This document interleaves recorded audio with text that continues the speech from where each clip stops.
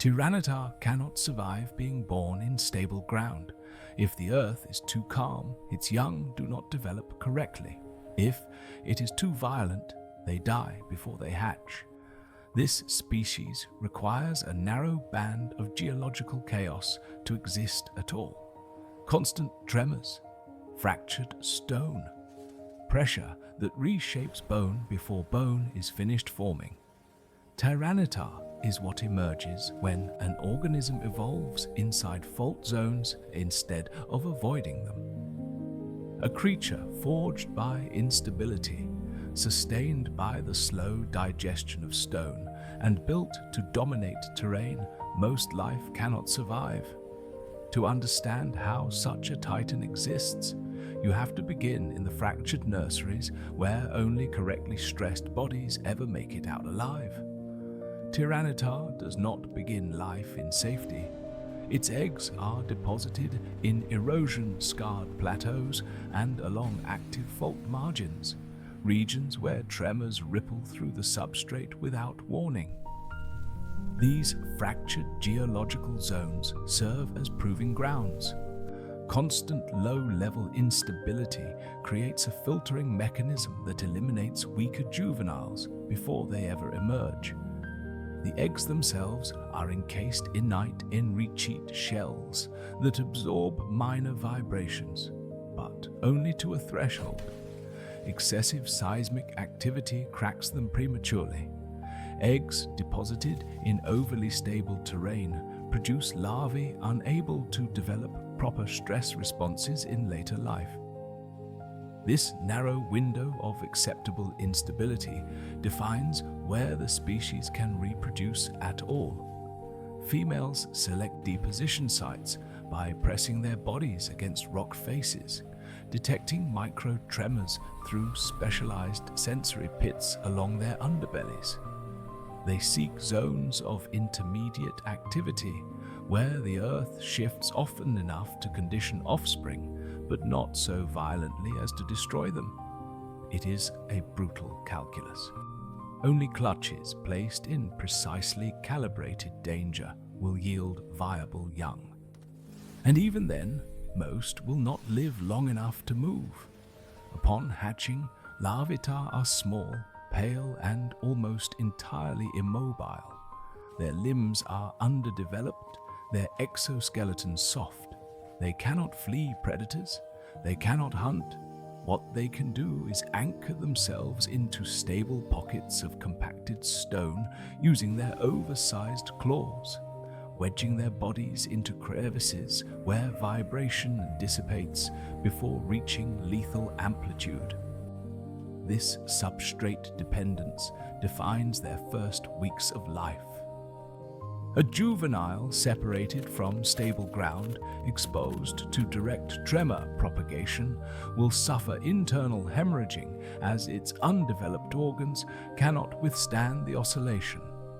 Mortality during this phase is staggering. Some estimates suggest fewer than 1 in 8 hatchlings survive their first month. Those that do learn to read the stone beneath them, distinguishing the subtle frequencies that precede minor shifts from those that signal catastrophic rupture. They press their bodies flat, absorbing tremors through their developing skeletal plates rather than resisting them. Survival depends not on strength, but on stillness, patience, and an intimate relationship with the fractured terrain that will one day become their domain. As juveniles remain anchored in their protective crevices, a slower transformation begins. The surrounding rock exerts constant compressive force against their bodies. Rather than crushing them, this pressure initiates a biological cascade that will define their adult anatomy. Bone tissue responds to sustained load by increasing mineral deposition. Collagen matrices thicken. Cartilaginous joints calcify into rigid articulations capable of bearing immense weight. The skeleton of a Larvitar at 8 weeks contains nearly 3 times the calcium density of its hatching state. Connective tissues undergo parallel reinforcement. Tendons widen and develop layered striations that prevent tearing under extreme tension. Ligaments fuse partially with adjacent bone, sacrificing flexibility for structural integrity. This is not growth in the conventional sense. It is architectural conditioning, the body rebuilding itself around the forces it must eventually command. Juveniles that shelter in looser substrates where pressure is insufficient develop brittle frameworks that fail under later demands. The crevice is not merely a hiding place, it is a crucible, and only those compressed by stone will emerge with skeletons capable of bearing what comes next. And what comes next requires the body to shut itself away entirely. When skeletal conditioning reaches a critical threshold, the juvenile enters the encasement phase. External tissues harden into a seamless chitinous shell that locks the body into a fixed posture. Limbs retract. Sensory organs seal beneath protective plating. The creature becomes pupitar, a rigid capsule suspended between larval vulnerability and adult power. This shell is not passive armor. It functions as a seismic buffer, absorbing ground vibrations before they reach the reorganizing tissues within. The outer layer is dense and brittle by design, fracturing in controlled patterns that dissipate shock energy rather than transmitting it inward. Beneath this sacrificial crust, internal systems undergo radical restructuring. Digestive organs migrate and expand. Respiratory passages widen to accommodate future metabolic demands. Neural pathways consolidate, pruning juvenile circuitry in favor of adult motor control. The encased pupitar cannot feed, cannot move, cannot respond to external stimuli beyond passive shock absorption. It is structurally isolated from the world, suspended in a developmental limbo that may last months, depending on environmental conditions. Predators sometimes crack the shells, finding nothing inside but densate gel and unformed tissue. Those that survive emerge transformed, their bodies prepared for a form that no longer hides from the Earth's violence. Emergence from the pupal shell is violent. The casing splits along predetermined suture lines as the body within expands at an alarming rate. Over a span of days, mass increases by a factor of 12. Muscle fibers thicken and layer. Bone density climbs further still. Fat reserves consolidate around vital organs, providing both insulation and emergency fuel. But the most critical transformation involves the armor plates. These segmented structures, which began forming during the encasement phase, must now lock into precise alignment along the spine, limbs, and skull. Each plate interlocks with its neighbors through ridged margins that distribute stress across the entire exoskeletal network. Failure during integration is catastrophic. Plates that fuse at incorrect angles create stress concentrations that fracture under load. Plates that remain loose shift during movement, tearing underlying tissue. Juveniles that emerge during seismic events often suffer integration failures as vibrations disrupt the locking process. Those that survive this phase become anatomically complete. Their armor is no longer a collection of components, but a unified load-bearing structure capable of withstanding pressures that would pulverize unprotected flesh. The creature that rises from the shattered pupal casing is no longer fragile, it is Tyranitar. But a body this dense creates a new problem: how to keep it powered.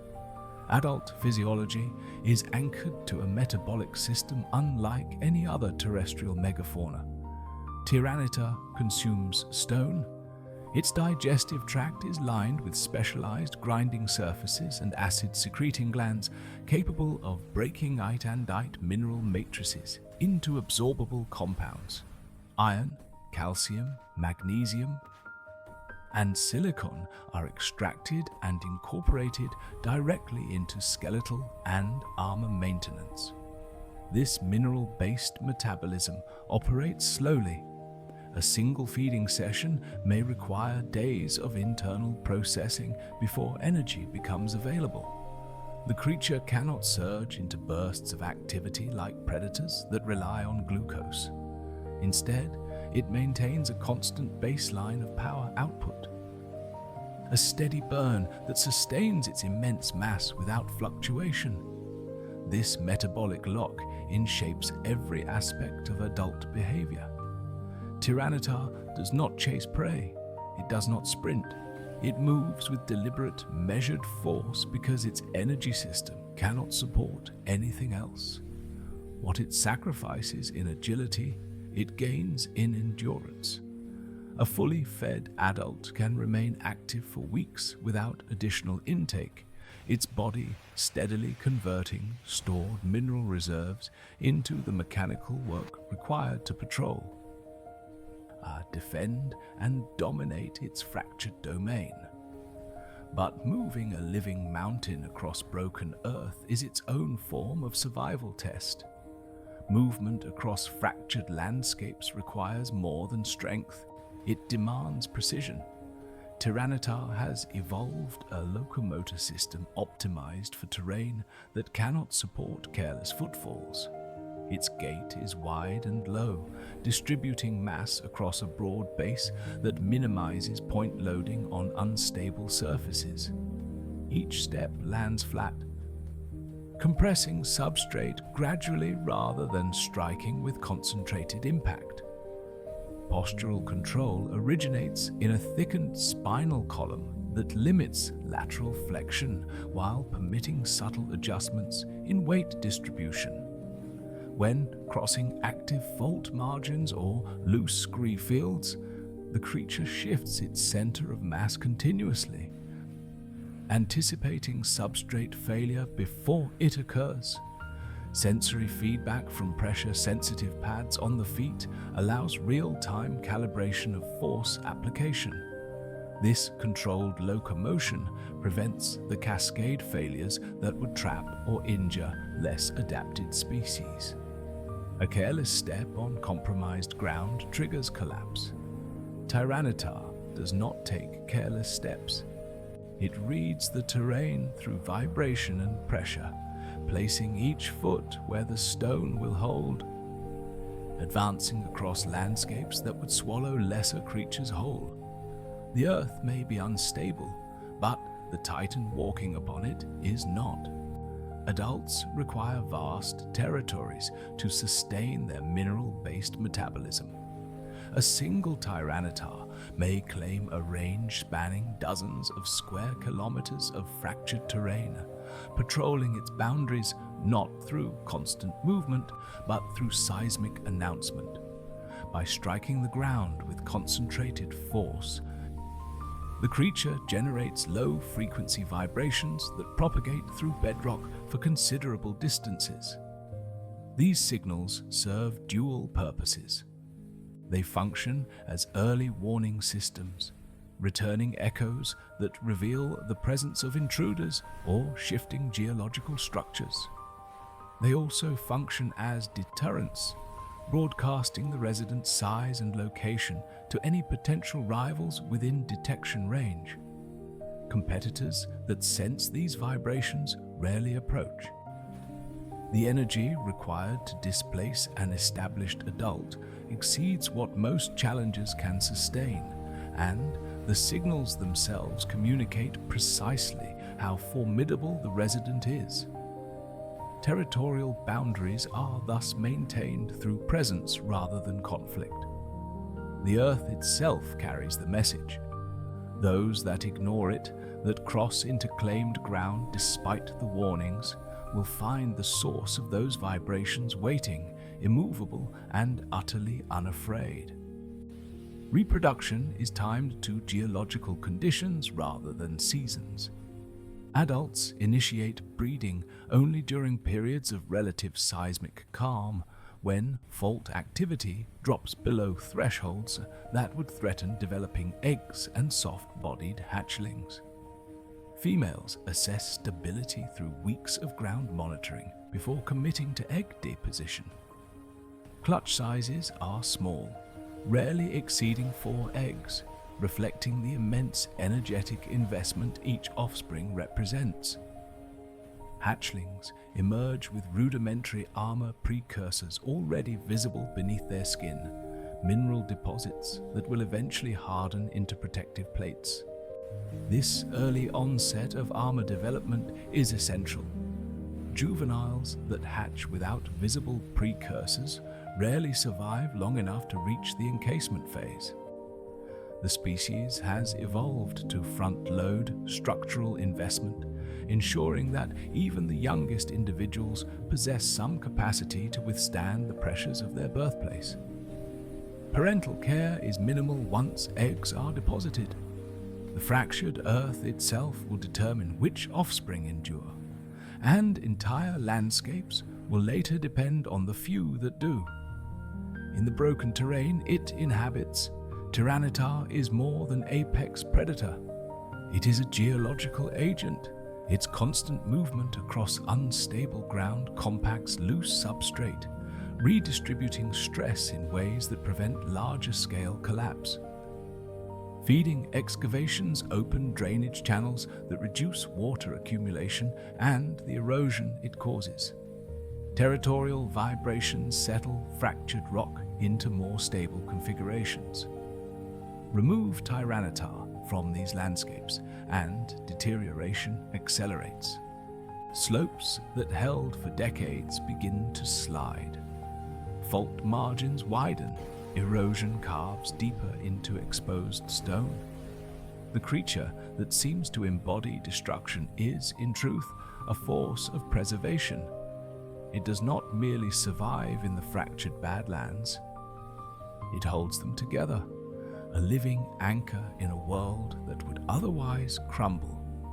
The mountain that walks is also the mountain that endures.